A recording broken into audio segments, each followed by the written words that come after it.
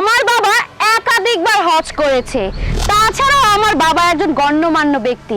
ঠাটা পড়লে অন্যদের উপর পড়বে না, পড়লে তোর উপর পড়বে। উনি একাধিকবার হজ করেছেন, আর ওনার মেয়ে হয়ে আপনারা এসব বেহায়াপনা পোশাক পরে রাস্তায় বের হয়েছেন।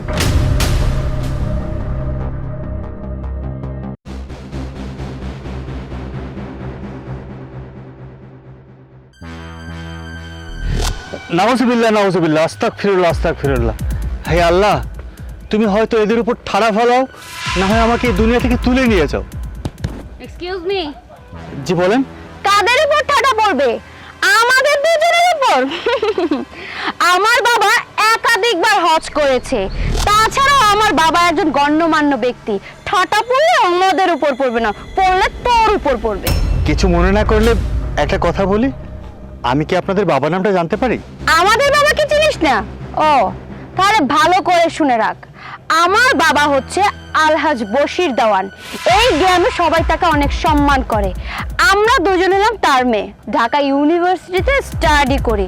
গ্রামে এসেছি বেড়াতে, ভালো করে চিনে রাখ।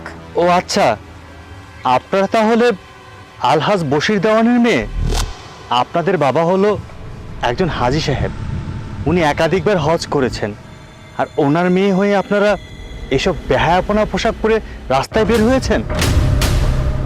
মোটেও ঠিক করেননি। আপনাদের উচিত বোরকা পরে তারপর রাস্তায় বের হওয়া। শুনুন, আমি আপনাদের একটা কথা বলি, আপনাদের বাবাকে যেরকম